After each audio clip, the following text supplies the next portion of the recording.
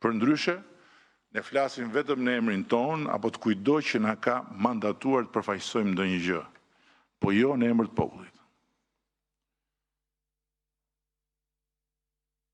As unë që e kam me vull dhe me firmë mandatin për ta përfaqësuar Shqipërinë në emër të popullit, nuk e kam tagrin të them në emër të popullit atë që mund ta thotë vetëm populli. Kush duhet jetë në qeveri dhe kush duhet jetë në opozit. Këtë populli e thot vetëm vetë. Vetëm me votë dhe vetëm kur zgjedh të mandatuarit e tij. Nga ana tjetër, po unë për shembull e kam tagrin të vendos për veten time nëse duhet ti dëgjoj apo jo dëshirat dhe urdhrat e një pjese që këndon për zyrës time, Rama jepet dorëheqjen. Ajo këngë mua më pëlqen dhe më energjizon aq shumë sa t'ju them drejtën më gënjen mendja që mund të bëj një tjetër këngë me të. Por në çdo çast dhe rrethan përtej këngës të largohesh nga detyra që të ka ngarkuar shumica, vetëm sepse një pakicë bërtet në kor nuk është as tipar udhëheqës, as përgjegjësish institucionale dhe as modesti intelektuale. Është vetëm braktisje e një përgjegjësie shumë të madhe. Ndërsa të largohesh pikërisht sot nga udhëheqja e vendit, duke lënë në rrugë misionin historik që fati e vuri mbi supet tona, do të ishte edhe shpërfillje e pafalshme e një porosie shumë të madhe kombëtare. Kështu që kushdo le të këndoj, kur të doj le të pushoj, po i erdhi prap oreksi të rifilloj, misioni ynë do vazhdoj deri kur të mbaroj me vendosjen e flamurit të Skënderbeut dhe të Ismail Qemalit në oborin e Evropës Bashkuar.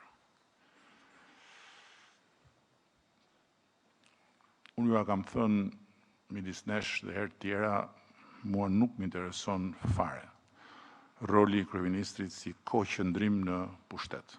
Më intereson vetëm për veprat që mbeten dhe për të mos e humbur në asnjë mënyrë orën vendimtare të Shqipërisë. Për mbylljen e antarësimit në familjen e Evropës Bashkuar. Nëse nuk do të ishte urgjenca e përditshme e detyrave të panumërta të antarësimit, të cilat nuk presin as ditën, jo më javën, kaq e ngjeshur është agenda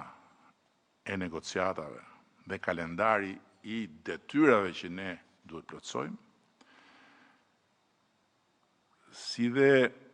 nëse dera e hapur për herë të parë e Bashkimit Evropian për Shqipërinë, jo vetëm me fjalë si gjithmonë më parë, po konkretisht nuk do të ishte kaq afër, me shumë gjas, do isha tërhequr me shumë mirënjohje të madhe në katundin tim të vogël, pas 12 vjetëve të jetuara me mish dhe me shpirt në krye të detyrës më të lartë që vendi i jep një bir i tij dhe pas gjithë këtyre viteve në krye të Partisë Socialiste. Sepse Shqipëria, pas atyre 12 vjetëve të Partisë Socialiste në drejtim, me punët e panumërta transformuese dhe përtej gjithë gabimeve dhe të metave u bë një Shqipëri aq tjetër nga ajo që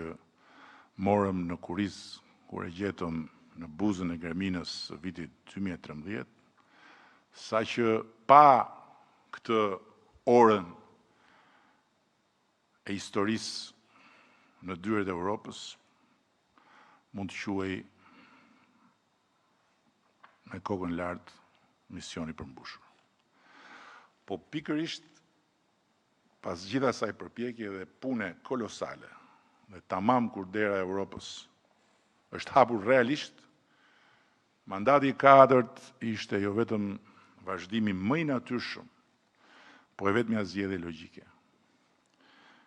Dhe deri në ditën e fundit të këtij mandati të 4, bashkë me ju do të bëjt pamundurën që jo vetëm unë apo ju, po i gjithë kjo partia jonë të nxjerrë gjithçka nga vetja për Shqipërinë dhe për shqiptarët. Por nëse mandati i vitit 2025 shpjegon pse jemi këtu deri në vitin 2029, ai nuk mjafton për të shpjeguar pse kjo parti duhet ta synoj besimin edhe më tutje